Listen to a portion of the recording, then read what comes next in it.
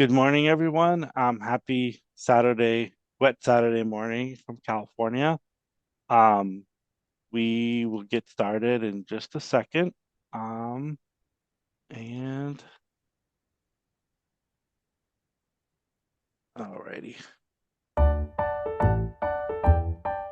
Hello, everyone, and welcome to today's session. We are Pre-Med CC, a student-led organization established in the fall of 2021. Our goal as an organization was to create an online community for pre-medical students at community colleges and universities with the hope of guiding the next generation of diverse and inclusive physicians. And while we advertise our organization as being for community college students, our events are open to anyone. We realize that finding guidance and mentorship in a pre-med journey can be especially challenging for first-generation pre-med students, people that lack the financial resources, or just those that do not know people in the medical field. One of the best parts about our events is that they're virtual, so you can do it from the comfort of your own home. We typically have events on Fridays from 5 p.m. to 6 p.m. PST, and on Saturdays from 10 a.m. to 11:30 a.m. PST. If you aren't able to attend the event, all our sessions are uploaded on our YouTube channel. Many of our sessions will end with Q&A with our speakers. Any questions that you have can be put in the Q&A section on Zoom, and our team members will read them and have them answered. After you have attended our event, you can log on to our website and complete the quiz, which will contain questions pertaining to our session today. If you score 70% or higher on the quiz, you'll be awarded a 2-hour mentorship certificate to show that you attended our session today. If you want to stay connected with our upcoming events or want to tell your pre-med friends about Pre-Med CC, you can find us on Facebook, YouTube, Instagram, and TikTok at Pre-Med CC. Dr. Karl Jandrey is an Associate Dean of Admissions and Student Programs and Professor of Clinical Small Animal Emergency and Critical Care at the UC Davis School of Veterinary Medicine.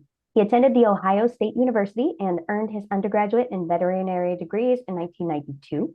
He accepted an internship at a small animal private specialty practice in Los Angeles. He continued his veterinary career as an associate in private general practice, followed by a residency in Northern California, before becoming Director of Emergency Services for a specialty hospital in Southeast Pennsylvania.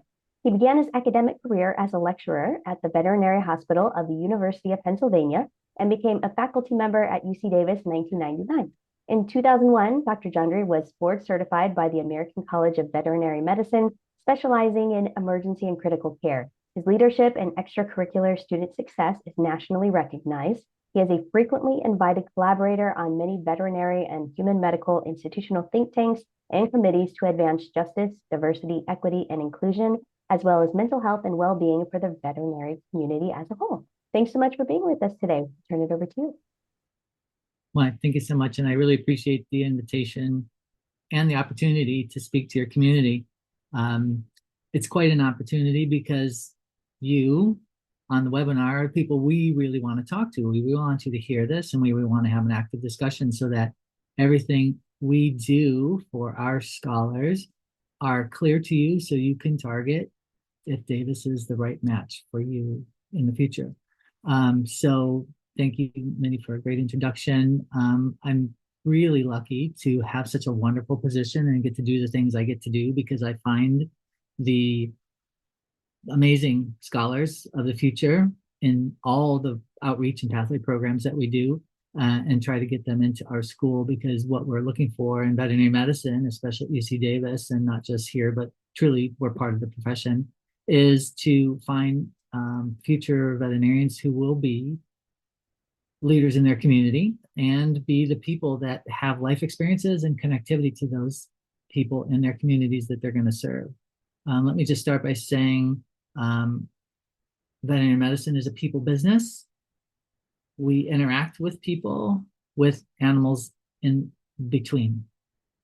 If you want to go to medical school, great. You go directly and talk to the physicians, the adolescents, the pediatrics. You go right to the source, people that can talk back with you. That's a people business. Veterinary medicine is a people business too. You have to talk to the people that are attached to those animals. The difference is we have the animals as the area of interest.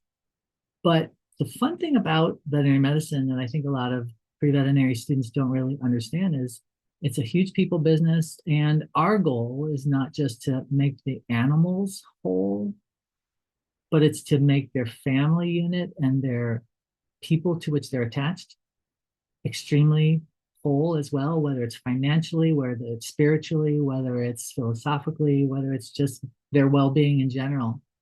And if that pairing, the animal with the family or the human units surrounding it, are thriving, guess what? The communities are going to thrive. And in doing so, I think veterinary medicine is uniquely positioned compared to other areas of health professions because we treat humanity. We don't just treat humans.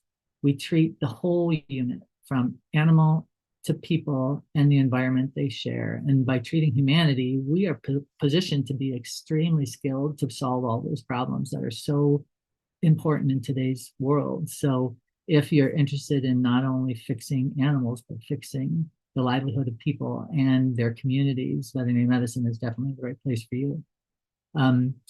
What we're looking for in veterinary students are people who are caring, that want to do those things, that are going to serve their communities, that they're going to serve those animals. But remember that the people attached to them and the communities they serve are going to thrive in response to that. And the veterinarians that live in those communities understand it best because they are truly going to be the people who are going to be change makers, leaders, but also they're going to benefit too. It's a great profession with great rewards, both philosophically, both professionally, and financially. It's a great position to be in. And I know everyone's very fearful of the cost of education. It is scary at times, of course, but you'll pay off your debts as a veterinarian. You are going to be a leading earner in your community, and you will do a great job being financially sound. You don't have to worry about that.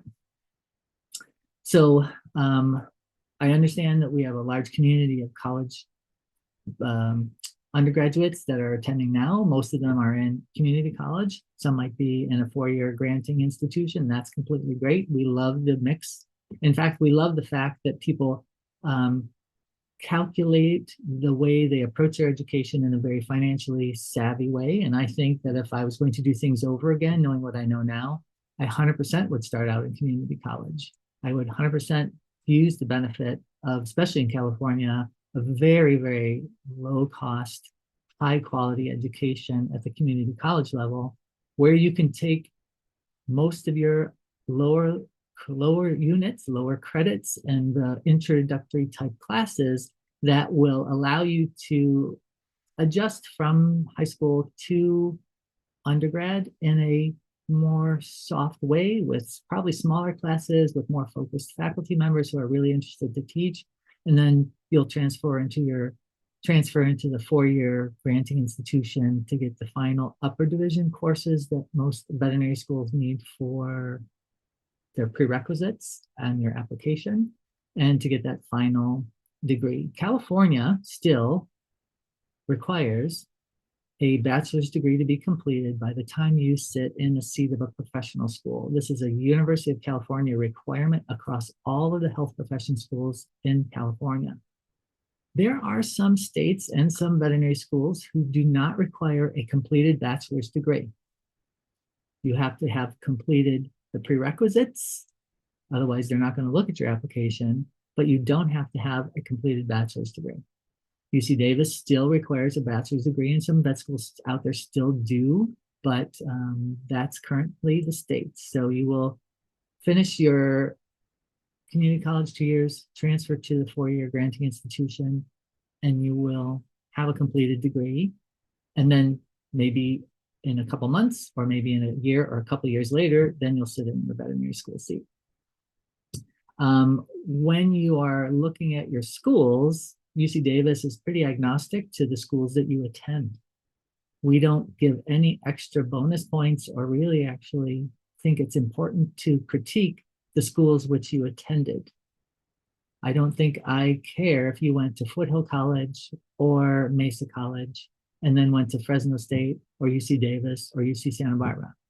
We don't look at that. We look at your education. We looked at the path that you took. We look at the classes you took. We look at your scores on your academic record, but we really don't care where your institution was. We understand that access is important to everybody, and sometimes access as you go where you can go nearby is often easiest, and it's often the most cost effective. And traveling across the country to an Ivy League school may be unobtainable.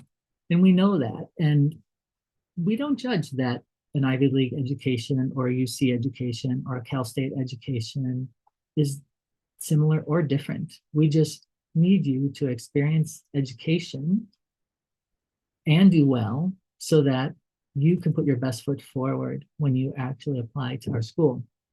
In doing so, I would suggest that you do what you love and love what you do. We're also agnostic to what area of study you undertake. So we'll bust that myth. I don't care where you go to school. The second busted myth, you don't have to be an animal science major. You can go and do anything you want. We've had performance, we've had musicians, we've had lawyers, we've had poli-scientists. They get into vet school. They don't have to be in a STEM field to get to veterinary school. You don't have to have a biology and undergraduate biology degree, chemistry, biochemistry, animal sciences, animal biology. It doesn't matter. Again, we don't care what you study. We care that you love what you study, because if you love what you study and you're passionate about your topic, you're going to do well. We care that you're an academically interested, curious, and passionate person. And I know that's kind of weird to hear that, but we actually want you to realize that education is the key, and interest in and performance within your education is what we're looking for, because health professions are hard. And health professional school is even harder than the community college experience and your undergraduate for your institution. It's a completely different way to learn. It's a completely different style of learning. And we just need to know that you're ready. How do we know you're ready? We rely heavily on the academics that you have had. We rely still heavily on your grade point average. And we look at every transcript from every school that you've ever attended. And some people apply to us with 1 transcript. Some people apply to us with 7 transcripts. We need a transcript from every institution you've attended, because we want to see all of the things you've done, how well you've done, what you have done, over what time frame you've done it. And we want to find what makes you unique, because the uniqueness that you bring to an application is important to us. So we busted the myth about the path to application. We busted the myth about where you need to go to school, and we busted the myth about what you need to study. I want you to study whatever you want, wherever you can get it, and do as well as you can. Unfortunately, we still have a high reliance on the academic metrics for application. For the things that are not academic in the application to our veterinary school, they rely on all your experiences that relate to the animal industries, any kind of research that you've ever done, if any, and veterinary experience. And we have those 3 different buckets. And animal experience is a little bit different than veterinary experience. So let me explain. Animal experience is anything you've ever really done with animals that really doesn't have a veterinary mentor.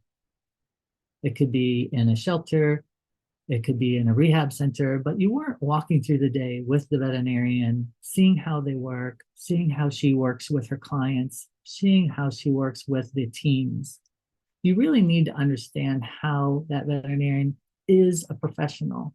And that's where the veterinary experience bucket is. So if you actually are questioning your experience, the animal experience can be anything that has animals as part of it. But if there's a veterinarian in part of that, then that could be veterinary experience. The veterinary experience can be in a clinic, it can be in a research laboratory, it can be in a lab animal facility, it can be out on a farm, it can be on a track, it can be at the US Department of Agriculture, it can be an office that relates to animal trafficking. All of these things are veterinary experiences if there's a veterinary mentor guiding you, helping you, allowing you to understand how they work through their day. There's a lot of different sectors in veterinary medicine that many of you don't even know about yet. And these sectors have lots of leaders and lots of mentors in which you can gain experience. The trick is how to find them. How to find that is sometimes the trick. Once you get that experience, check it off the veterinary experience box. Animal experience veterinary experience. And then if there's research experience, of course, we want to hear about that. And that research experience can be part of a laboratory. Maybe you were partnered with some graduate students in a lab in your undergraduate career. Maybe you did some field work with folks collecting data. You know, that's all research experience. Doesn't have to be there. We don't look at it to say you need a certain level of animal experience or a certain level of research experience. If you have it, it's nice to have. Just put it in there. Tell us. But you have to have veterinary experience. We want to know that the candidates to application of vet school understand what it means to walk through a day as a veterinarian. Currently, our requirement is 180 hours. 180 hours for UC Davis School of Veterinary Medicine and application. If access has been a challenge to you and it is just hard to do in your life, if you have 140 hours when you apply, just apply, because that 180 hours is relatively soft within my team. Because we know when you apply, you're probably going to get a few more hours during the rest of the year because we apply months in advance of the actual closure date. And we know that experience continues. And if there's extenuating circumstances like a global pandemic where you couldn't get experience, we understand that too. So if you have 20 hours, that's probably a hard sell. But if you have 150 hours, I think that's great. Just hit go, hit the application.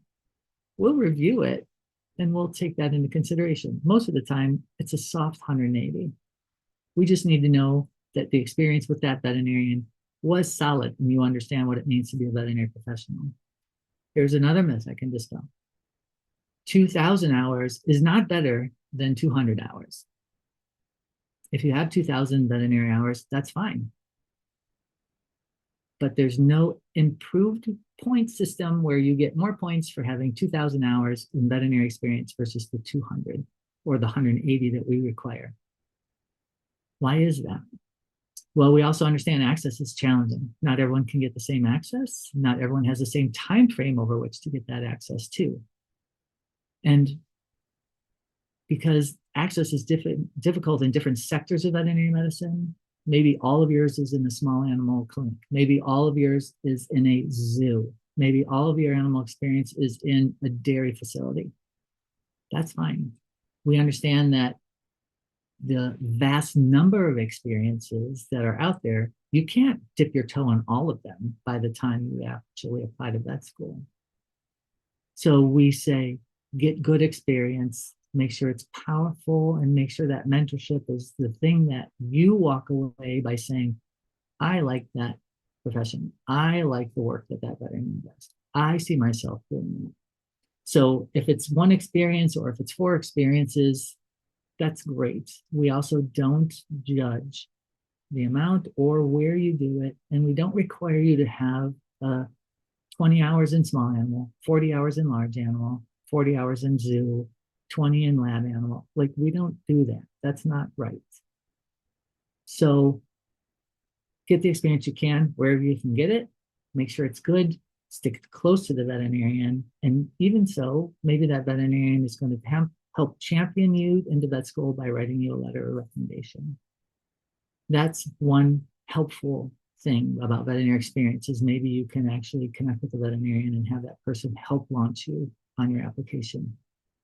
Act as your mentor, be part of your board of directors, if you will, that can help you when you need a sounding board and say, hey, I have a question about this. And then this veterinarian or veterinarians that you've worked with can actually be the champions that you need to help you through the process. The application system that we use is called VMCAS, Veterinary Medicine Central Application Service. Most of the veterinary schools in the States use that central data collection service. So you write to VMCAS, the application allows you to start putting data in January. In middle of May, you start selecting the schools to which you want to apply. That's important to select the schools you want to apply to in May, because then those schools know you're interested in them and they can start providing you with messaging and data so that you learn as much as you can about the different schools. all of the data, all of the connection between the schools between May and September is important for you to make sure you have all of that information because the application closes in middle of September. The dates are usually January 15th, May 15th, September 15th, but they wiggle a little bit based on the year, whether it's a weekend, a weekday, and it might slide subtly. There have been some changes in the past, like 2 years, there were some pretty wicked hurricanes happening right in early September, and we pushed the application back a week or 10 days to like end of September. But that was only because of these natural disasters, which allowed or disallowed people for connectivity. If you think about a hurricane wiping out your internet and you're trying to submit go on your application, it's very anxiety inducing if you don't have that. So we as a universal kind of national body said, well, we're going to allow people a little extra time. But we message that out and make it clear. However, I would guarantee that bad things are going to happen in the future. So instead of being anxiety ridden, my goal for you is to finish your application by August 1st. Give yourself 4 to 6 weeks of buffer and hit submit as if it's complete. Because you know why? The whole system double checks and triple checks all of the input that you have created.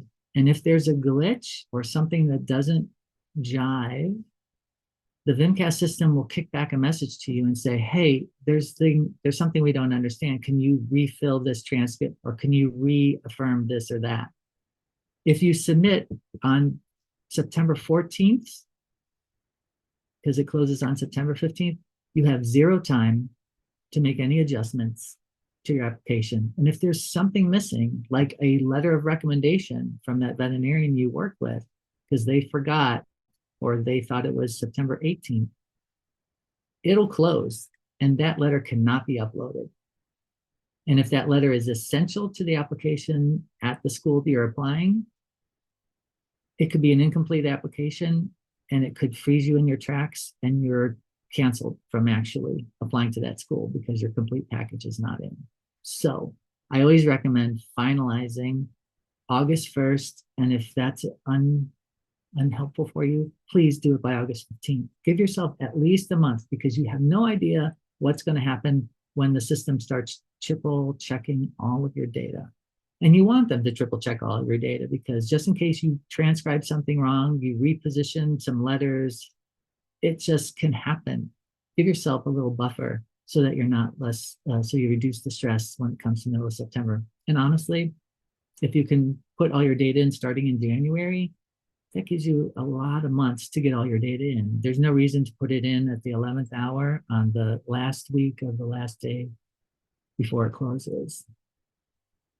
Please hit submit early. It'll help you out. I've seen a lot of sad people who have been frozen in their tracks and been wiped out of actually applying to us every year. This happens every year. This is why I'm telling you this. Get it done early. Allow the system to help you out. Don't do the last minute thing because then the system, which has built-in helps, won't give you enough time to help you. So apply early. Talking about veterinary school applications, about the average number of schools that veterinary applicants apply to is between 5 and 6. It's going up closer to 6 these last year or two. So that means people are opening a slightly wider net to go to different schools to which they think they have a chance to get in, where their mission and vision aligns with that of the schools. And if you have a real good reason to apply to that school, I would submit to that school.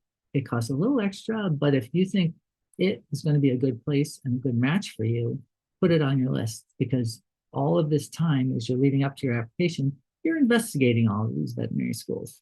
You're investigating what makes them jive, what's good about them, what do they excel at, what do they really do, what kind of clinical staff do they have, what kind of hospital do they have, what kind of curriculum do they have? Is it student-centric or is it faculty-centric? Is it problem-based? Is it the classic lectures? Do they do a hybrid?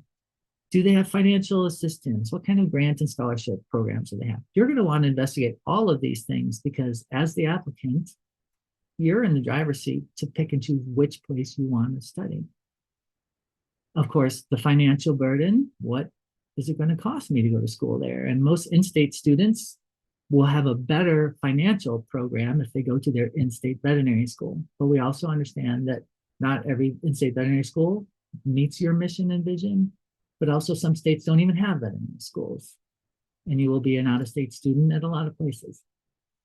So I would say, do your homework and look at the different schools. And there are two primary websites I would recommend that you go to look at very specific things when it relates to applications to vet school. One is the American Association of Veterinary Medical Colleges has a tool for cost comparison for schools across their network, which is most of the veterinary schools in the States, as well as the UK, Australia, and some in Europe. That is very helpful because as you toggle on their map, you can see the average cost of attendance, not just the tuition, but the average costs of living there, books, tuition, and other things that might be other associated fees. The other thing on the AAVMC website that's important is something called VMSAR, the Veterinary Medicine Student Application Resources. I think that's what it stands for, VMSAR. Every year, each school is asked to update the VMSAR because that is what I would consider the executive summary from the school. That is the shortened version of all of the school's websites. And it drills down into the things that typically are most interesting and most important to veterinary school applicants. And each school has the same amount of space to put all this data in, what they want to highlight. And that's the abbreviated version, if you will, to go and investigate the different schools. The other website to go would be the Veterinary Information Network Foundation, VIN Foundation. They have a cost comparison tool as well on their website, which lists, again, cost of attendance with tuition, and it's updated annually as every school and every, the economy changes. And you can find out if tuition is X in one school, well, what is the Y average rent in that area? So this cost of attendance tool, both from VIN Foundation and from AAVMC, are really helpful when you're exploring the different veterinary schools to which you want to apply. Since we're the state's veterinary school, our goal is to find the students that are going to match the demographics in our state, race, ethnicity, geography, socioeconomics, and all of those things, because we want them to feed the state. We want the veterinarians to go and serve their communities in our state as the state's land-grant veterinary school. The private school in Southern California also wants to index their class to our state demographics, but they don't have a requirement by doing that since it's a private school, but they get quite a few applications from California since it's a California school, but they are on a different economy because it is a private veterinary institution, whereas we're public. But we would feel successful if our students truly match the demographics of our state. And in our recent adjustments to our admissions process, our race and ethnicity diversity is increasing to more closely match the state. You may have heard that veterinary medicine is a very white profession. As a Midwesterner from a very typical Northern European background with a lot of privileges in my life, I'm kind of veterinary medicine over 50. A lot of older guys, white with privileges, are in leadership. We recognize that. The under 30 set in veterinary medicine for sure is very feminized. There's at least 80% of our veterinary students and early veterinarians are women. And actually many of those women aren't all white, but white is still the predominance. But I'm happy to say that our next year's process, we're going to have almost a third of our class will be Asian. About 20, I think we're going to have about 20 to 25 Hispanic folks, 6 Black folks, And occasionally we'll have a Native Indigenous American and or Northern Pacific Islander or Native Alaskan. So we're looking across all of the race and ethnicity units to try to blend them, make them match parity with the care they deliver to their community. It's a lot easier for a Hispanic woman to go back to her Hispanic community and deal with her Hispanic clients. There'll be much more trust instantly. There'll be much more, probably, willingness to do the right thing because there's less barrier. They'd have much better time than I would. Since I actually don't speak Spanish, I don't have the same cultural background. I think the trust will be harder to build. And if we can break down those barriers between animal owners and the veterinarian, we should do that. And that's what we're doing with trying to change our diversity. So we're very pleased about how the direction in which we're moving. We haven't matched, we're not there yet, but we're getting very close, and I'm very proud of that. The profession as a whole and all the vet schools around the country and around the world, you know, they're all leading in this direction as well. This is not just a Davis thing. This is a professional, institutional thing. We are all trying to do this because we realize that parity between the caregiver and those being cared for makes health better. So everyone thrives faster. And it probably will be more cost effective. So these are wonderful things that we're trying to aim for. They sound pie in the sky, but we're going to get there because we're on a mission and we're going to do it. Let's talk about graduation from vet school and the life after, since we're talking about delivering care to your community. What happens when you're a graduate? What happens when you go out there? And what happens with all the investment in monetary outlay, the financial debt you might go into, and how does that pair with what I'm going to get paid when I go to serve my communities? Well, let's just say that we're very proud of our scholarship and granting institution that we have here at UC Davis. About 1 year of your tuition is paid for through scholarship and grants. It's quite a robust scholarship and granting program. Almost 4 million in grants and almost 4 million in scholarships on an annual basis. That's pretty intense, which means our student debt to income ratio is one of the lowest in the country. So depending on who you are at Davis and when you graduate, I would say about across the board, the average debt's around $100,000 to $110,000 after 4 years. There are some who graduate without debt, period. There are some who graduate with a lot more debt than that. But again, that's just the average across the board. We have 150 students in each class. 4 classes means about 600 scholars. And with that kind of robust scholarship and granting, having $100,000 is pretty great as a debt. Debt is good. Educational debt is very good. They can't take that away from you. They can take away the debt on your house. They can take away the debt on your car. Those are things, but they can't take away your education. So the investment you have in your education is powerful. It's important and will never be taken from you. And you'll pay it off. The veterinary average for my starting scholars going out as graduate veterinarians in year 1 who don't go on to further training, meaning internship, residency, and those kind of specialty focused programs. Those who go into general practice, they're making about $120,000 on average. So our debt to income ratio is almost 1-to-1. It's almost the debt that you have is about your earning potential in year 1. And that's actually an extremely important thing to note because the debt to income ratio that's as close to 1-to-1 is extremely doable to pay off in a relatively shorter amount of time. If your debt to income ratio is different, like 3-to-1, like $300,000 in debt, only $100,000 in income, 3-to-1 is harder to pay off and it takes a lot longer time to pay off. But debt to income ratio as close to 1-to-1 as possible is excellent. And we're also very proud that our debt to income ratio is one of the lowest in the country, period. How does that happen? Well, granting comes from the university itself. It's their own program. The scholarship thing is something that's on my shoulders. So I got to find more and more gracious people and grateful clients, benefactors to help drive the change that we need in the finances across veterinary medicine. So we have a wonderful, wonderful network of excellent people who bring us animals of all species through all mechanisms of our work, and they love what we do and they want to support it. They meet the students, they want to support student scholarships. So I would have to say that my scholarship portfolio grows every year because we continually meet more and more generous people with more and more interest to help us do the work we're going to do. So the scholarship portfolio is only going to grow. Period. What about your educational debt?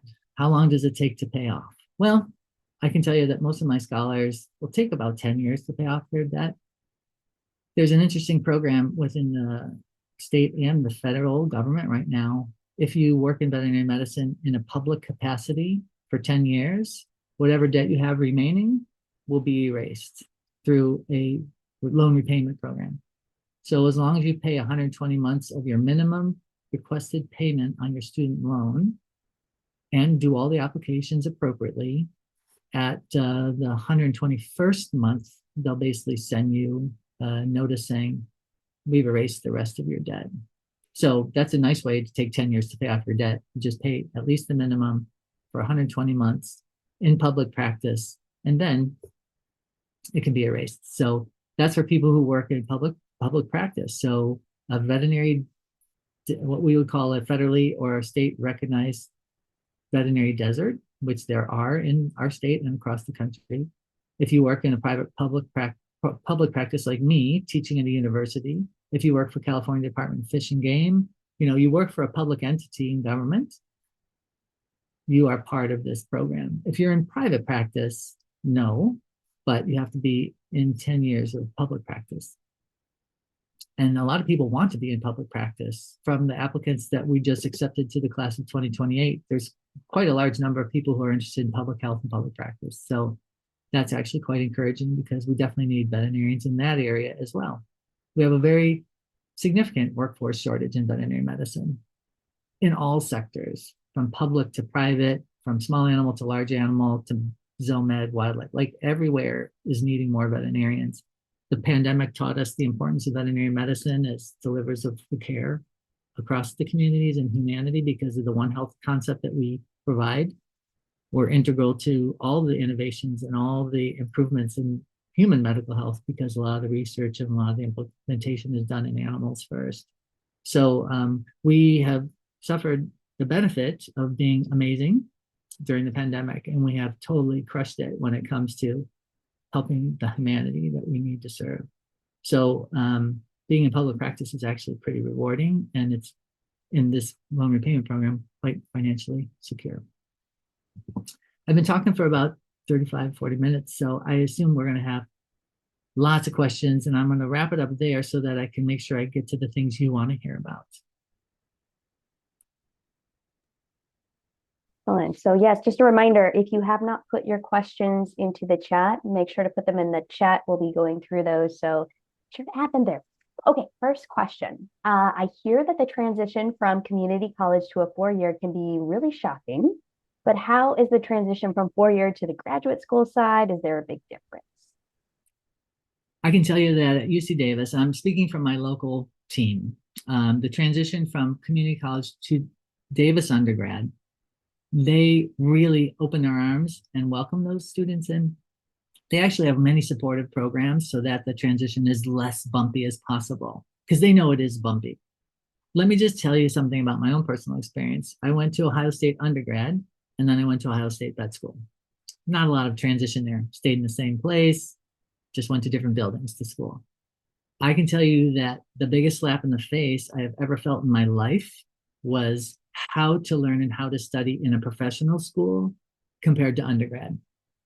I was a successful undergraduate student. I could be in class, I could learn stuff, I could memorize stuff, I can regurgitate it on a test, no problem. Now compound that in a professional school like veterinary medicine. And I had to learn how to study all over again.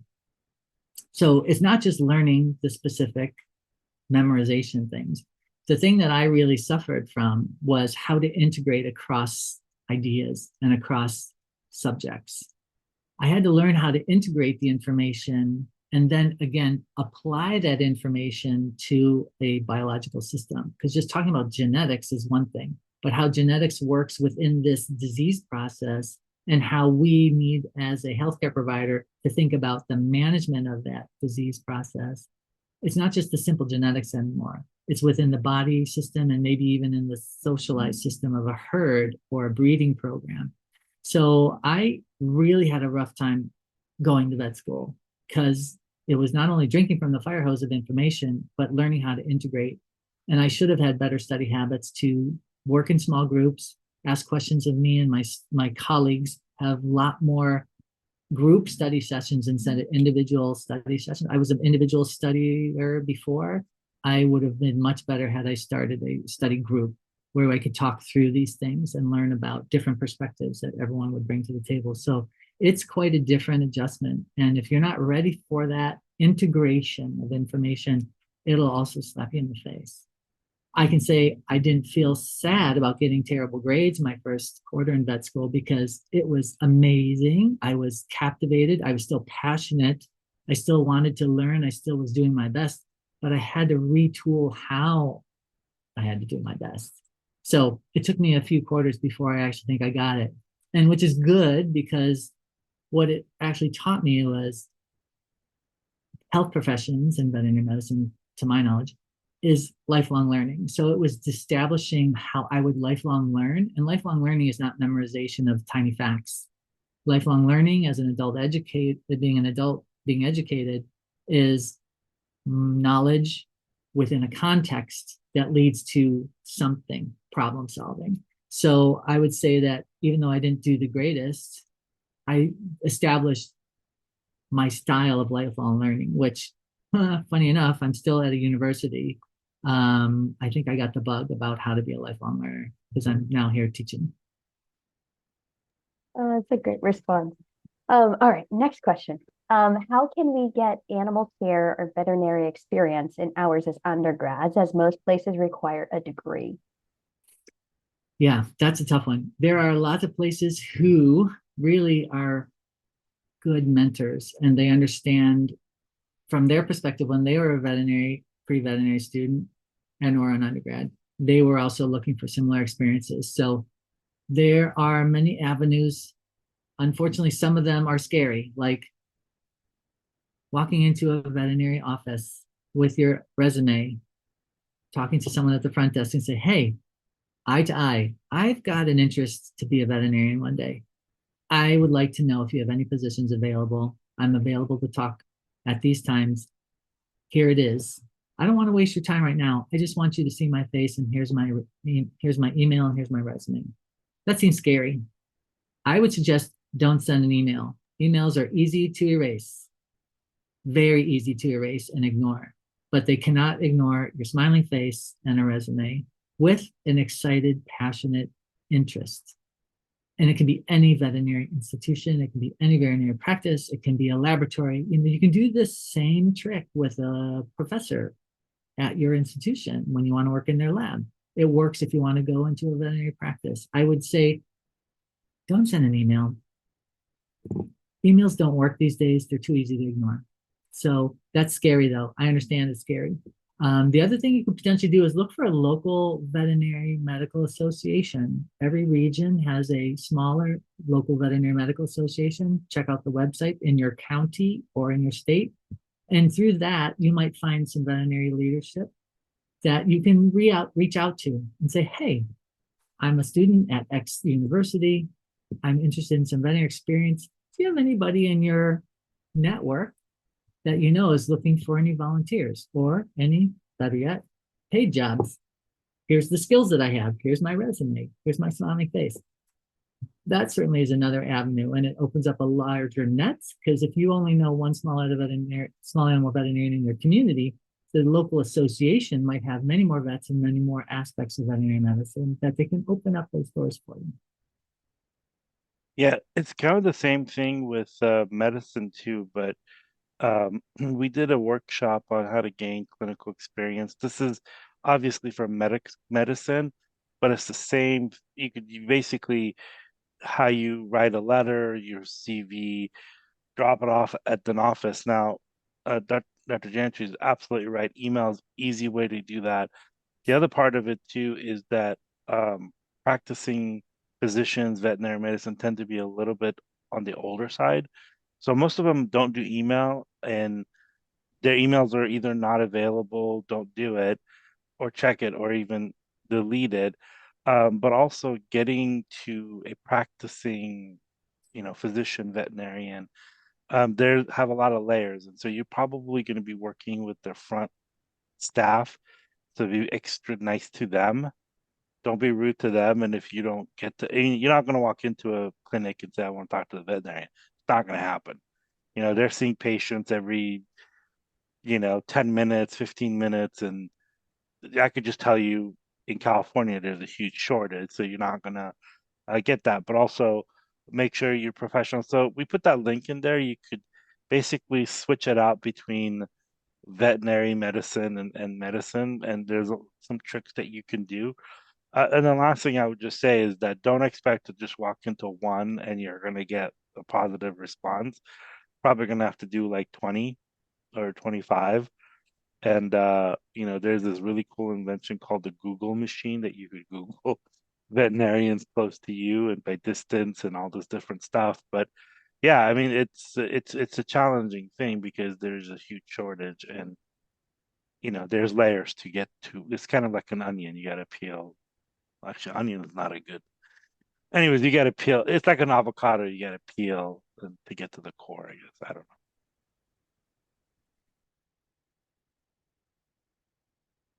know. All right. Next question. All right. If you finish your bachelor's degree first before some of the prereqs for the vet school and decide to go back to a community college to finish those prereqs, is that seen as less than in an application? No, never. It shows that you may have come to veterinary medicine a little later in life. You're like, oh, I didn't want to do it since I was 8, and you weren't on this focus path, but you graduated and were like, oh, I don't know if I like being a fill in the blank that you were a graduate degree member of, but you're like, oh. And how do you do that? You have to go back to get your prerequisites through an extension or through a different, maybe even a different degree program. We have faculty members right now who graduated in, say, political science and had to go back and get biology and biochemistry and organic chemistry at extension through other universities and some community colleges for their prerequisites, and then apply, and now they're faculty members here at UC Davis. So do it, yes, because we understand it. Veterinary medicine happens to people at different times and different ways, so it doesn't look bad at all. Okay. We have another question here. Can an undocumented student without DACA apply to UC Davis? Okay, so we have a whole office on campus at UC Davis. It's called AB 540 Center. It is for our DACA students, and they wrap their arms around all the services for DACA and non-DACA students. So that would be the undergraduate approach, and those folks are treated as in-state in the eyes of California. So our DACA students on undergraduate campus are given in-state tuition. We have, I mean, they're not identified to me, but I do know that we have had DACA students through veterinary school. And again, we treat them as in-state residents. And they're not identified to me because it's not something I need to know. So we don't discriminate for or against them. And they are welcomed in the undergraduate AB 540 Center. And that is a place that all sorts of other wraparound services can be provided across campus for undergrads and health professional students when they're part of the Davis community. So I think being an undocumented student in whatever version is okay when we do it at Davis. Different schools, I would have to have you explore them individually. Okay, next question. Having gone through the process of becoming a vet, what would you say has been the most challenging part of your journey? Well, the funny, challenging part of my journey is actually a blessing in disguise. I always thought I was going to be an ophthalmologist. P.S. I'm not. And I was going to be an ophthalmologist from the time I was like 14, because my first veterinary mentor was a veterinary ophthalmologist. I was going to go to vet school, get an internship, do a residency in ophthalmology, buy his practice, live in my hometown, do the whole thing. The biggest challenge was opening my eyes to all the opportunities that were existing. Like I graduated wanting to be an ophthalmologist, and my first year out of practice in my internship, I was like, oh, there's some other really cool stuff that I'm doing that I think I like. So my challenge was my disconnect. Like I still want to be an ophthalmologist, but I really want to be an emergency critical care person. And then I had this dichotomy. I'm like, what do I do? I have so many opportunities. That was the problem. I had so many opportunities. I could do whatever I wanted. I had this basic degree called DVM, but I didn't know all these amazing sectors in the profession yet that allowed me to feel like the sorting hat from Harry Potter picked me to do the right one. I was trying to pick another hat, but the hat was like, no, no, you need this hat. So the problem with my career has been I've had so many opportunities. My challenge is, which one do I jump at? When do I stay in the lane I'm in? When do I make a leap into something like administration? I never expected to be an academic, to do research or do teaching, but here I'm doing all of those things. I did a master's degree to learn how to do research while I was a faculty member. I took a job as the director of continuing education. Then after that, I took a leap to apply for this job as the associate dean of admissions. And I still get to be a veterinarian in the hospital. In fact, I was in there all week and I'm still on call. I point that way because that's where the hospital is. I'm still on call. My phone's right here just in case my residents and interns need anything in the emergency room or the ICU. I'm still a veterinarian. I still get to take care of animals, but I get to do all these other cool things. I never realized that that was something possible when I was sitting in undergraduate or even a high school seat. So my problem is the richness of the profession that allows me to do anything I want. I have to sort of stay in my lane or choose to go to a new area that's equally or even more equally challenging and professionally rewarding. So I hope that's a answer to your question, but that's my biggest problem. Everything's fascinating to me, and I'm the more I go up in the administrative bandwagon, the more I feel like I can give back so much more and serve a larger group of people and do the right thing for other people. That's super fun. Like instead of taking care of one animal for one family and making it better, I now can educate 150 students a year, and then their trickle down effect means imagine all the animals that they're healing and all the communities that they're forcing to thrive by their input. So I feel that I can do a lot more for a lot more people by doing what I do right now. Yeah, I worked in the ER, and we have a saying is you're the jack of all trades, master of none, and you see variety of things. And so I'm sure with animals you see some funky things that come through. So now the question is, so you do both small and large, so whatever basically comes to the ER, right? I'm just a dog and cat ER person. Okay. Unless like- they bring me some chameleon or some other small critter that shows up in my emergency room. I honestly don't do anything really well. I call my friends that do those things in the hospital, but I can at least do a few things to stabilize them, you know, keep them warm, give them some oxygen. But I don't really know much about chameleons or rabbits anymore. If a horse shows up, what do you do? They're in the wrong building at the wrong place. So Okay, so there's like they different don't events. show up. Sometimes a little tiny, like a pygmy goat might show up because it's small and it's wrapping. But we actually have a different entrance for them at our hospital. Well, I'm sure, yeah, the horses is not that easy to carry. No, even the minis weigh a couple 100 pounds. Yeah. All right, next question. For the veterinary experience, how close to the veterinarian do you need to work? For example, would working for a hospital in a kennel and assistant be close enough? Or is it more of that mentorship? I would love for it to be more of a mentorship aspect where you actually will be near the veterinarian, asking more questions. I think you can do that as a assistant or as a kennel attendant, because I can tell you some of the best experiences I've ever had as a practicing veterinarian was for the people who are cleaning the cages, who are feeding those animals, who are delivering their care at whatever level. They come to me and they say, Dr. Jandrey, this dog ate today. I think he's going home. I'm like, I think you're right. Thanks for that. That's really important for me to know. And that rapport that I have with that person, even though they're truly only supposed to be like cleaning and doing some husbandry, but they're giving me feedback, I can see that and I can help that person continue to do that amazing work, because I need my eyes in all sorts of places, and those people are an extension of my eyes. So I need them to be those things. So I would say I would have been a great mentor and a promoter of that person had they wanted to go to vet school. They didn't, but I would have gone to bat. I'd write them a letter, because their insightfulness and their caring was really powerful. So I think you can establish those mentorship roles if you don't interact with the veterinarian. But I think, again, put yourself in front of the veterinarian and say, hey, I got some things I want to tell you. I noticed this, just give me some feedback. You can also create a closer connection, even if you're not like in a direct role next to the veterinarian, but you're still within their system. And I think you can still have pretty important impact and still count that as a veterinary experience. That's a really good answer. All right, so next question. In your opinion, what does a standout applicant look like? I'm in my third year of community college, transferring to a 4-year soon, and want to know what more I should be doing at this point.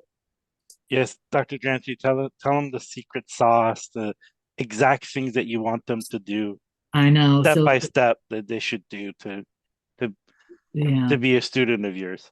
So I don't know how many people out there like to cook, but cooking is, there's the people who follow the recipes identically and to the exacting measurement. And then there's those other people who cook based on the structure of the recipe, but then use a little bit of here and there. And, you smell the rosemary and you're like, that's not really fresh and powerful enough. So you double or triple the amount of rosemary that it calls for in your dish.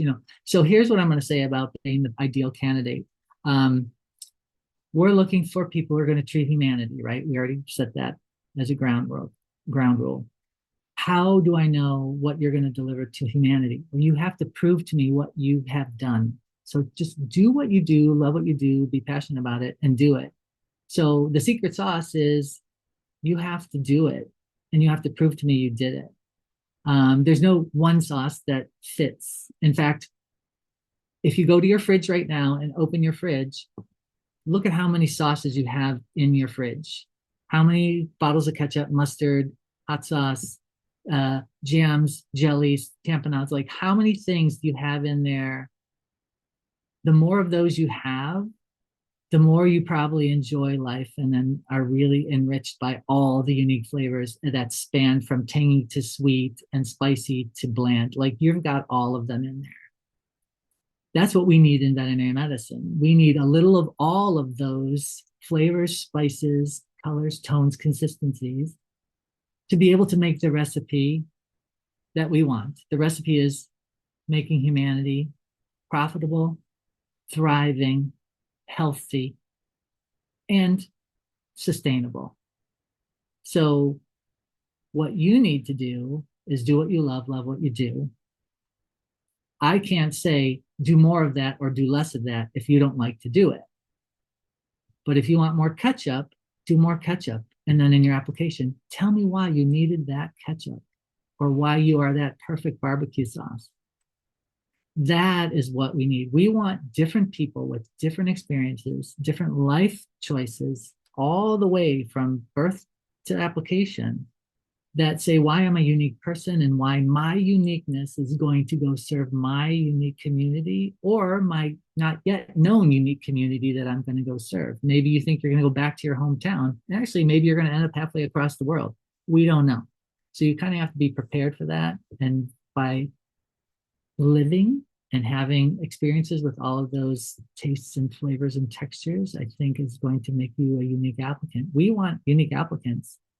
I'm thrilled by someone who's a sociologist and masters all the prerequisite STEM courses, because they come to vet school with a different spin. If everyone was a genetics undergrad, they're not very different. If they took all genetics from UC Davis undergrad, like that's not helpful. So that's why, again, we don't care about the school you go to, the degree you get. We love when people go anywhere. We love when people do all the things, because when you come together in the melting pot of a veterinary school class, when you build those lifelong relationships with your classmates and your faculty and the profession, which is relatively small, you're going to be a better person, a better provider, and you're going to have a better professional life. You're going to enjoy it more. So there's no secret sauce. That's the rule. The secret sauce is your sauce. Build it, build your own recipe. Tell us why it's the best one ever built. Oh, drop the mic. That was good. All right. So what is your perspective on taking gap years before applying to veterinary schools? What, if someone is going to take a gap year, what would you recommend the focus should be? I love gap years. I think the gap year is a way to get off the hamster wheel of education and enjoy the fruits of your undergraduate labor for a little while. And again, do what you love what you do. You don't have to stay in veterinary medicine. You can dabble in vet med. You can go off, backpack around the world. I don't know, do anything you want. But I think it's really good to reset and clear your brain instead of forging on. And people do this and they do fine. But I mean, I think I should have taken a break. Again, why did you need a gap year? Why did you take a gap years? Tell us about that. Tell us why you wanted that. What was important for that? What was the impact of you as an applicant? Because if you backpacked around the world, you might actually say, as a pre-veterinary student before my gap year, I was thinking this, but this gap year of what I did was really transformational. And the reason it transformed me is now I have a different focus.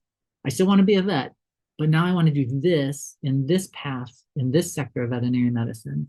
And I'm really glad the gap year allowed me to open my eyes to that, because otherwise I never would have had that experience. So I think gap year or gap years are excellent. I think it allows people to get in a different mental space. It allows people to get in a different financial space, and it also allows to get them into a different educational space when they're ready to hit the toughness of a professional school curriculum.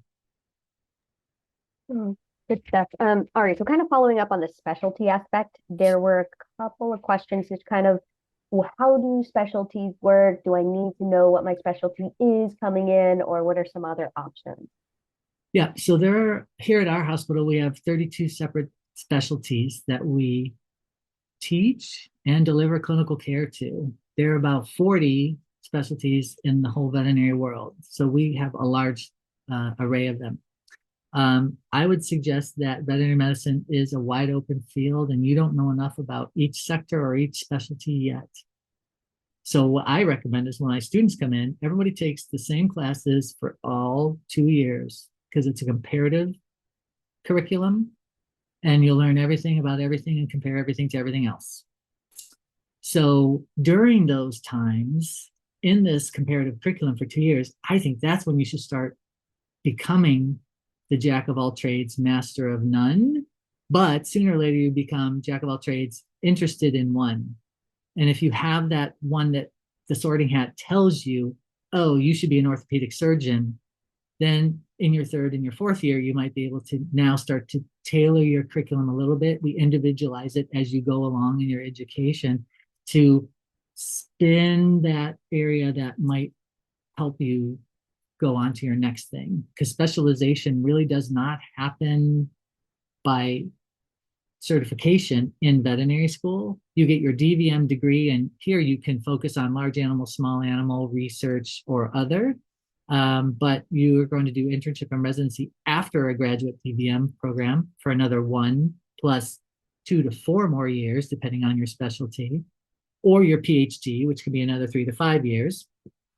So you're going to continue to learn and you're going to continue to specialize, because when you graduate with your DVM, you are able to go out and practice and take care of whatever you want to take care of.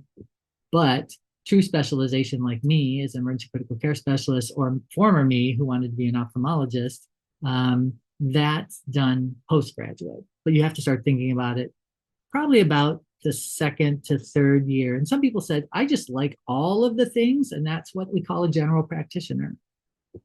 And if you want to specialize in all of the things, that's what we call an emergency critical care specialist. I just happen to work with acute disease and the sickest patients. I don't work with chronic disease, and I usually do it on weird hours of the day without an appointment schedule. All right, so next question. This one kind of relates to GPA and grades. There are a few people who are expressing, I have a few B grades. How will this affect me? Should I retake courses if my scores were too low? So just kind of touch on those topics. Yes, for our process, academics are very important, but we understand that some people do better in certain courses and not so good in other courses. We do have a requirement that you have to have a C or better in our prerequisite courses. So if you have all C's in all your prerequisites, how do you stack up against all the other people applying? Honestly, that's going to put you in the middle to bottom, say between 50 and 75%. You know, that's probably somewhat at like I guess that'd be like a 2.5 or so. Our requirement is 3.0 or above. So we would want you to get at least B's and above for your overall and especially prerequisite courses. Retaking classes, that's up to you because you never know who else is applying. Everyone applies and everyone has different grade points. I can tell you, and it's posted on our website all the time. Our average GPA in the former year was 3.7 for in-state and 3.9 for out-of-state. With the current class of 2028 that we're going to welcome in the seats in August of this year, their GPA across all in-state and out-of-state is about 3.8. So we're talking very robust academic metrics. And if you have a random B or a random C here or there, sometimes it affects you little. Sometimes it may affect you if everyone else above you doesn't even have a C. But you have to weigh what is the risk of taking that class again and getting a same grade, a higher grade, or a lower grade? And or does it really matter? Because it's me, it's solid, it's what I got. Maybe everything else I'm going to do is going to be more enriching. So instead of taking a course, maybe I should do another experience or maybe get a job to earn a little bit more money to be able to pay for the veterinary school. So that's a hard question to answer. Some people do retake them. I don't always think it's the best use of time and money. However, you know, everyone's in a different place. And remember, we have a large number of applicants. We used to have about 1,100 applicants, but last year's application process, we had 2,200. And we had the same number of students in class, 150. So we went from about 15% of people getting in to about 7.5% of people actually getting in against all our applicants. So somehow you have to rise to the cream of the crop. That is that top 7.5% of all of our applicants. All right, so kind of I go just want to add something. A lot of people are asking statistics questions, and those are all available. And I put that statistic data in the chat, and you can take a look at it. So there's a lot of questions. We want to get as many of them answered. And you know, we don't want to keep Dr. Jandrey till 4 o'clock today asking all the questions. So some of the statistics questions, we're just posting that data on there for you, like how many people applied, what's the percent, like all that stuff's available to you. So yeah, because we just want to get through as many of them as we can. For sure. And I got until 11:30, so I can do another 20 minutes. And you know, it's raining, so why should I go outside? So 20 more minutes, we're good. So kind of a quick follow-up on the transcripts. A few people are asking, do you look at high school transcripts in any way? No, high school is kind of out of our purview. In fact, no high school transcripts. However, if you took a course in high school at a community college and received a community college credit, and it's on a community college transcript, we want to see it. So again, you may have been in high school, but you got it at a community college. We need to see that transcript with that grade, but we understand you took it while as a high school student. That's completely welcome and legit. Again, about your experiences, we kind of really focus in post-high school experiences when it comes to veterinary research and animal on the VMCAS application. It's not that you can't put in your high school involvement in 4-H and FFA and all those animal hours and those kind of things. You can, but really our focus when we look at the admissions metrics we're most interested in, and this is not just us, I think this is the rest of the country as well, looks at high school, post-high school. So undergrad, community college, undergrad, gap years, and application. So kind of following up on that too, with the getting experience. So when is the perfect time to start earning experience before applying? Like as soon as possible, wait till you're further along? What are your recommendations? Good question, because I think when you develop relationships with anybody, the longer those relationships, the more solid they are to go and write you a good letter of recommendation. And we have the requirement at Davis for 3 letters of recommendation. One has to be from a veterinarian. So if you started working for that veterinarian in high school and it continued through undergraduate, or at least the relationship continued, you may not have been working, but you saw them on your breaks and continue to chat with them about your application, that person can really understand you over a longer period of time. So I think longer relationships are really good based on when you need a good letter. So if you have a faculty member that you only have one class with and you only went to office hours once or twice, that faculty member is not going to write you a great letter of recommendation. But if you were in their laboratory and you were helping work with their grad students and working on a project, and that was over a course of 2 years prior to application in that school, that faculty member might be a better letter of recommendation. And one of the best letters of recommendation might be your religious leader. If you practice, that person probably knows you and your family from the time you were smaller, and you worked with them and through them for community service and maybe youth programs. And, that person can say, I've watched this person grow up and they've been passionate about their education and recently or forever been interested in veterinary medicine. I think that they have these great qualities of being a human, being humanistic, being interested, being a servant leader. I mean, that person could be a great letter for you because they are looking for things we want. Like, are you humanistic? Can you take care of people? Are you a good servant, a servant leader?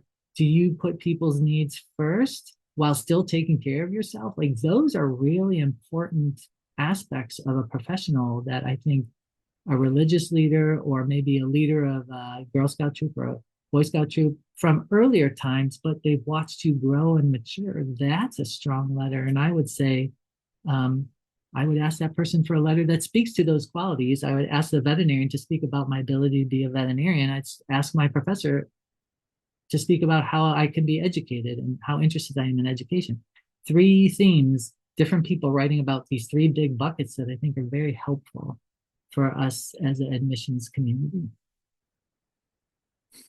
But also, I think this is just something, the moment you press send on your application, it's the next 4 to 7 years you're going to spend in education and the rest of your life. So the sooner you understand if this is right for you, like you said, I love animals, but I don't like bad smells. Well, that's probably, or I love animals that I don't like people. It's like, well, it's going to be really hard to take care of animals. And so unless you decide to go in the middle of a jungle and just take care of any animals that you find hurt, but I don't know if that's feasible. But anyways, bottom line is like do the research, do the discovery. The reason they ask for these hours and letters is because they want you to know that you've spent the time to discover if this is right for you. And unless you were born in a family of veterinarians and you've been around it for a long time. But yeah. That doesn't necessarily give you any bonus points. We have plenty of veterinary students in the current and former classes who parents were veterinarians, but we actually don't look at that on their application to say, oh, a legacy veterinarian. We actually don't care. When a veterinarian scholar says, oh yeah, my mom's a vet, I'm like, oh, that's cool. I had no idea. All right. So next question. This is kind of specific to the program. So does UC Davis offer opportunities to get experience not only with small animals, but large animals? Some people are asking about exotic animals. So thoughts? So everyone says, hey, should I go to vet school at UC Davis to get into UC Davis vet school? I think I've already told you we don't care where you go to school, but I would say if there's a benefit of going to UC Davis undergrad, it puts you geographically very close to UC Davis School of Veterinary Medicine. And as an undergrad at UC Davis, we have a lot of different ways that undergrads can get involved with animal things across campus, both in the agricultural school and in the veterinary school. There's 3 undergraduate pre-veterinary clubs. There are many different jobs, just plain old jobs within the veterinary school. There are students in research programs. They're undergrad. Honestly, it's undergrad and above. Anything high school, 18 years or younger, no, we don't have much available at UC Davis at all for you because of liabilities and all of that kind of jazz. But when you're an undergrad at UC Davis, we do have a large amount of opportunities. And I think this is probably similar to all other schools who have agricultural programs with veterinary schools. Almost every land grant school that has a vet school has a strong agricultural program. And that contingency, like closeness across campus, geographical contingency is helpful. Whereas somebody at a small liberal arts school in the Northeast, they might not have a vet school very, very close, and they may not even have a big animal research program on their campus. So that is sometimes the loss, that you don't have that quick access or closeness to these experiences at UC Davis. But there's other benefits that are very palpable and tangible at those small liberal arts schools too. And we have many scholars currently that went to small liberal arts schools, period. All right, another person asked a question about, I'm really interested in the interconnectivity of the animal health, human health, and environmental health that you mentioned earlier. Can you talk a little bit more about the UC Davis One Health concept?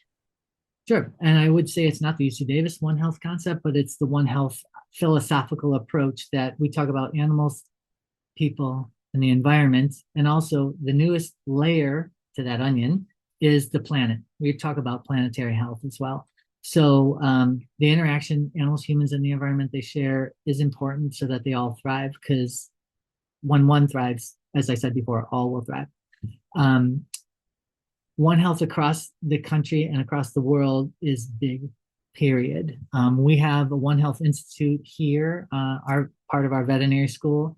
It's primarily full of veterinarians who are both veterinarians and specialists, often in epidemiology, statistics, wildlife, ecosystem health, but they are extremely collaborative so that they pull in agronomists and ecologists and geographers and fish biology people. Like, they layer all of their focus on treating the problem, one, identifying the problem, understanding it, and involving a solution. They can't do it alone. And we learned that veterinary medicine is a team sport, especially in the One Health Institute. Our One Health Institute folks have worldwide projects, and I think we work in 37 different countries currently. Although the mothership is here at UC Davis, we have all of these networks through other programs across the world. And it's quite cool because then we have friends all over the world. When I went to go on safari in Africa, I said, hey, I think I'm going to go to Rwanda and check out the gorillas, because our faculty member colleague is the executive director and lead veterinarian for the Gorilla Doctors program in Rwanda. So what's really cool, and I'll just tell you the quick win of the One Health concept with the gorillas. You probably have heard of the mountain gorillas that were initially Diane Fossey's gorillas that she acclimated to people in Rwanda, who also cover the mountain that is Rwanda one side, Uganda one side, and the Democratic Republic of Congo on the other side. Endangered, people were poaching these lovely creatures, et cetera, et cetera, et cetera. Diane Fossey comes in, says this is a problem, and UC Davis basically says, we're going to own this and we're going to help the gorilla doctors thrive. So the gorilla doctors go in and do what they do. The population of mountain gorillas has grown from about 800 to over 1,100 now. The environment surrounding them, the people of the environment who are, at one point, were less worried about the poaching because culture, they're like, well, those animals do things and we want this and that. Now they realize that if those animals are thriving, we thrive because the tourists come in and the dollars feed into our community. So now they often have employment. They often now have philosophical preservation and conservation of those animals, as well as the mountain. It's a national park. In fact, to the point where the group of gorillas is getting so big they're like, they probably need more space. We probably need to expand the borders of the park. Guess who lives on the edge of the park? All of these people who are cheerleading the growth of the gorillas. So when the people on the edge of the park are like, oh, you need to take our land and our space to make the gorillas happier and the mountain and the park bigger, they're like, okay, let's do it. How are we going to move out? Where are we going to move? Let's talk about this One Health concept of giving them more space, allow them to thrive even better. We'll probably thrive better. We're going to move. We'll allow the park to get bigger, and we'll allow the population to continue to grow. So we move farther away from it, but still benefit from their presence. It's a lovely One Health story because it is, the animals are better and thriving. The people are thriving, and the people are much more like, I'm peacing out because we need these animals to thrive, because look at how much better off we are when they're doing well. It's a great story because this is what our teams do when they go into these places to help educate, to help, of course, they do the animal care as well, but they do a lot of knowledge building and a lot of partnerships. And it's not an easy process because these are big, wicked problems. But when everyone benefits, the win is a triple win, and it's easier to implement. Oh, that was beautiful. That's a great story too. It's just like very encouraging, I think, to hear the amazing things people are doing, not just in California, UC Davis, but just like in how that kind of impacts the world. Yeah, you can check out the Gorilla Doctor's website. They'll tell you the whole story and show you. I think you can even get into like their listserv, and they can send you messages. It's quite cool. Awesome.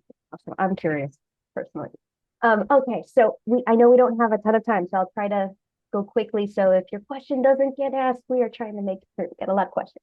So kind of grouping some questions here together. There are a number of people who are more non-traditional and asking questions about post-bac. How are my grades viewed if I'm going back and taking prereqs now? Like, are they looking for that upward trend? Just kind of briefly touch on that. Yeah, no problem. We love people that continue to learn. So if you either didn't study it in undergrad and came back, or didn't do so well and you're doing a post-bac to beef up your grades, those are all legit and realistic, and that's completely fine. Post-bacs are often expensive. So note to self, they're expensive, period. You decide. But if you're interested in continuing on in not just a 1 year, but maybe a 2 year, maybe you should do a master's degree and focus on a specific area that you think is animal or veterinary tangent related, and you'll still get 2 years of grades. You'll still get another education, another degree, and you're probably going to get stipends, and maybe the PI will actually pay for a lot. So it may be a more financially sound decision to start a master's program than to do a post-bac. But people arrive at this at many times. We've had physicians apply after retiring from being physicians. We had lawyers apply after 5 or 10 years in law. We've had .comers get out of the .com business after 5 or 10 years, and they're like, that was fine, but that's still not my passion. I'm coming back. So they're like, I have to beef up what I did not have. And, at the time they were in school, maybe the prerequisites were different, and they have changed since that time. So this is a common thing to return to school or return to the academic approach. And I would say it's not looked on with disfavor at all. I think it's good. I think the upward trajectory is always good. The more you can show improvement, especially if you had a bumpy ride from transition from high school to community college to 4-year college, those bumpy rides are bumpy, and they may have had extenuating circumstances, maybe family and life got in the way as well. And that upward trajectory of your academic approach is certainly really, really important, because that's why we really focus on the last 2 years of your grades overall, because that's the point you're arriving to vet school. You're not arriving to vet school as your first quarter in undergrad. You're arriving as the seasoned educator, seasoned scholar as the end of your educational career. So if you're crushing it at the end, right before application, and had a rough time at the beginning, we love that improvement. That's exactly what we want, because we want you at your best. And your best typically is the last 2 years. So do it. Good tip. Okay, so A few people are asking about whether it makes sense to be a registered veterinary technician. Does that give them a little bit of a boost or like show their commitment? How is that viewed? Actually, it's cool that you have a veterinary technician license for sure. And it's cool that you're going to have a lot of veterinary hours for sure. That's already ticked off your application. You don't have to worry about veterinary hours. I would say it's not a bonus, but it's not a detractor. If it's a certificate, it's an associate's degree, that's not still your bachelor's degree. You'll still need to have the prerequisites. You'll still need to have the bachelor's degree. But we do have many technicians apply to vet school. Of course, they're usually a little older, which is actually kind of great because they kind of know a lot more and they're a little more thick-skinned about the profession and they know exactly what they want to do because they've been in it for a while. We love to have them. But in the applications process, there's no added benefit. But understand that you still need your prerequisites and still need your bachelor's degree. Okay, another quick question here. One person mentions that they do have some disabilities, like they need mobility aids and such. So would they be considered a valuable applicant? Or how does UC Davis work with students in this camp? Sure. We have students across the board that need all sorts of different accommodations because we understand that, veterinarians across the board classically are all able-bodied. Like, you're walking around the farm, sticking your cow, all the things. You have to be very physically. But anymore, we know that as long as you can meet the technical standards of the education, you can be a graduate veterinarian with whatever physical disability you might have. And we have a disabilities office on campus, and almost every campus will have a strong disabilities program to account for those needs, whether it's learning, physical, those kind of things. And we do, when you have a registered need based on your physician's assessment, those go through the disabilities office. And I hate that they call it a disabilities office, but that's what they call it. And I've told them to rename it, but they told me that they've thought about it and they won't. So they go to the student disabilities office and then they get the accommodation, which we invoke. Extra time for taking tests, a quiet area to take a test, an assistant while on clinics to do physical things because you can't lift this or can't do this kind of motion because of a physical ailment. Those are, we provide those. And all veterinary schools are required to do that.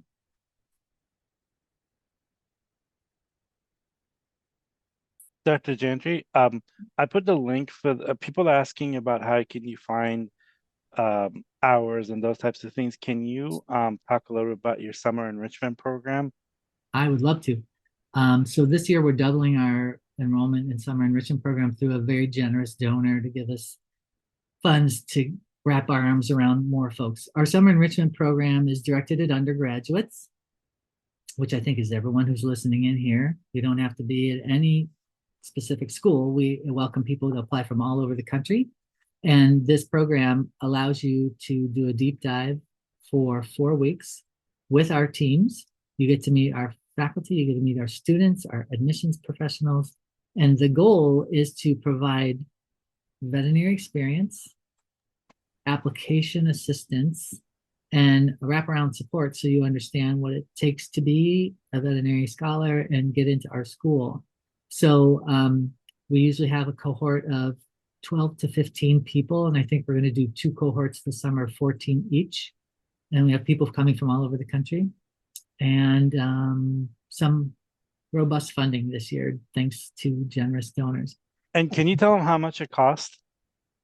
They don't have to pay anything. The candidate doesn't have to pay anything unless they have specific needs, travel to get here or couch surfing or things like that. Part of our cohort, we have 2 cohorts.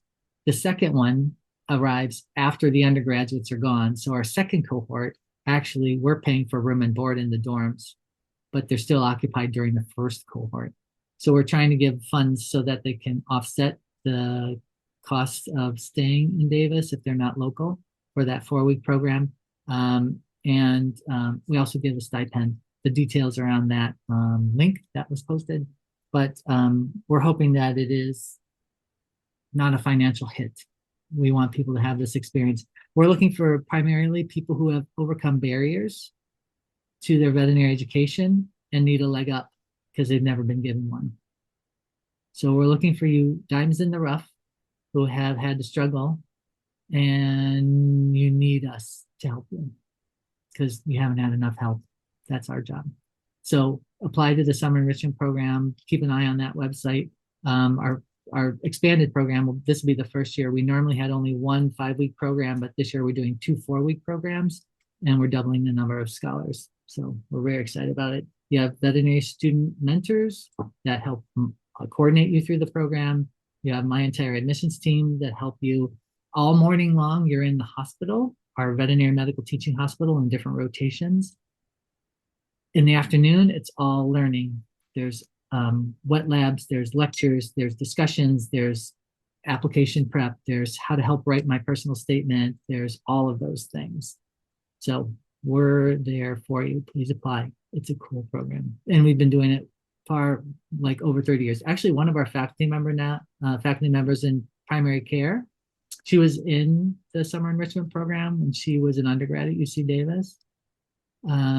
She graduated in 1997 from UC Davis. She came back for a behavior residency, got a job after the residency in our primary care. So she's a brand new hire to us, but she's been in the profession for 25 years. But she's new to our faculty, and she was a member of the SEP program, and she was an undergrad. So it's been going on since the early 90s for sure. Our historical data is hard to find far back, but I talked to some older folks who were very excited that they said SEP was pivotal for them to get into vet school.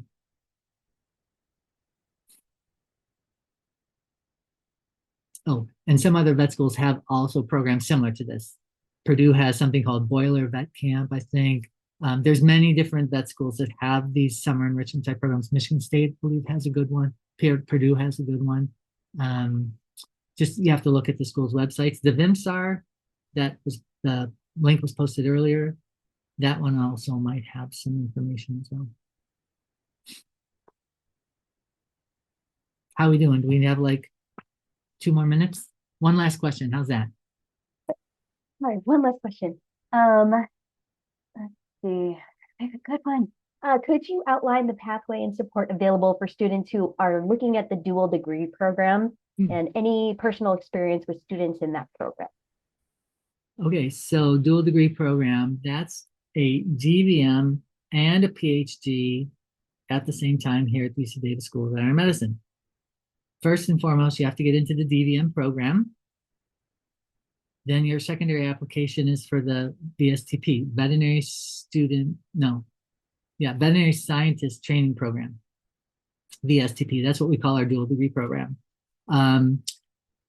2 to 3, maybe 4 slots a year, usually about 30 people applying for those slots. So when you apply, you have to click that you're interested in the dual degree program, and our team is looking at you for the veterinary school admission. The team down the hall in that direction in my building is the graduate office, and they are looking at you for another different set of criteria based on being admitted to the graduate school. So first you get admitted to our school, School of Veterinary Medicine, the professional school, but you're also admitted to the graduate school for your PhD portion. You join the class and you're in the class for 2 years. I think I already told you, 2 years all together, all the same classes, all comparative. And then those scholars pop out to do their PhD. So they leave their class who continues, and they pop out to their PhD, which is usually 3 to 4 years, sometimes 5. We make it hopefully 3 to 4 years. Then you pop back in, you're joining another class. So you're with a new class for the 3rd and 4th year. It's your 3rd and 4th year. It's their 3rd and 4th year, but you've already done your 2 years, your 3 or 4 of PhD, and now you pop back in, and then you graduate with both degrees at the same time. What we're looking for are the leaders of academia in the future, whether you're in private practice like in pharmaceuticals or somewhere in industry, or you're in public practice like teaching at a veterinary institution, whether it's UC Davis or another veterinary institution, or doing research primarily. It's really to try to find those academic researchers of the future. The benefit of this program is our school pays for your tuition and heavy, pretty robust stipend. So In essence, you should end with very little to no educational debts. It's a big commitment for both 4 years of vet school and 4 years of PhD. Highly difficult to get into because you have to guide into our school and get into the graduate school. But for those who have the interest and want to move their career in both veterinary clinical and veterinary research, this is the place for you. Other veterinary schools also have dual degree programs. Some of them do something similar, some do completely differently. Some do it DVM program, then the PhD afterwards. We intersperse ours in the middle. Just depends. They have different formats, but these dual degree programs are often highly lucrative because the school pays for those leaders of the future to be educated. We welcome their applicants. We know it's hard to meet those demands, but they are utterly fantastic scholars. All righty. Well, like I said, we could probably keep you till 4 o'clock, have questions coming. So sorry we couldn't answer all of them. I would recommend we had one of Dr. Jandrey's colleagues and 3 students, I think it was last week, and that PowerPoint and also their videos posted on our website and our YouTube, on our website and our YouTube. So just go back to previous events and look that up. They covered quite a bit of information as well, and also from the student experience. Again, thank you, Dean Jandrey, for making time and getting my emails at weird hours and coming today and answering all the questions, and really appreciate your time and doing it while you're on call. So That's no problem. There's only 2 animals in the ICU right now. The ER was kind of quiet, but I really appreciate the opportunity to speak to your community. And I'm very happy to come back because maybe we just need to do part 2, question and answers, and less of me talking, more of me listening. I think we could get another couple hours, like you said, in on that. But I want to make sure that everyone is as knowledgeable as possible because they need that information so that they can maximize their application. And if it's maximizing it for UC Davis, there's a high likelihood you're maximizing it for other veterinary schools around the country. yes, because something we don't didn't mention today, but that UC Davis is considered ranked #1 in the country, but also I used to work at the hospital, and I've actually seen like the vet med, and it like looks really awesome. And I always say, like, that they have great facilities and great people that do amazing things. And so but yeah, but that's it's ranked #1, but I think it's a very objective thing, but they have great facilities. I can tell you that the secret sauce of this place, everyone, you didn't ask that question, but I'm going to tell you my answer to the question, what makes UC Davis so great? Or why is it #1? Or I'm like, it's pretty good. Like, it's pretty damn good. But I can tell you what I think that's amazing about this place. It's utterly the people that work every day. Yes, we have bad days, but you walk over to that hospital right now, walk through the academic and research labs, you talk to people, they love what they do. They're passionate about what they do. They're interested to tell you about what they do. There's just joy and passion, and I feel it. Like, you just feel it. And of course, all of these scholars that we're talking about, wrapping our arms around and getting them into our school, like, they are those people who are going to be the faculty, the researchers, the leaders of the future. And I can't tell you how powerful it is to meet people who just have a spark and a fire in their belly that you can feel. And they have experience, and they have academic chops, and they want to do things. They want to fix the world. They want to go places. It's just so enjoyable to be here. And like I said before, I'm extremely privileged to be in this role, to be able to just support folks to maximize their enjoyment with their skills. It's so easy because everyone around here is just so fantastic. I just think it's amazing. I'm very lucky to get this position and very lucky to be here. Well, again, thank you for your time. And we're gonna Dr. Jandrey's gonna go. We're gonna leave the Zoom session open for a couple of minutes for you guys to download all the links that we posted. And because once it's closed, if you email us asking you for it, that's lost and we can't get it. So make sure you download all the links that we provided for you. Again, thank you for your time, and thank you for coming today. No problem. Thanks for the opportunity. I'm sure I'll see you again soon. Thank you, sir. Look forward to it.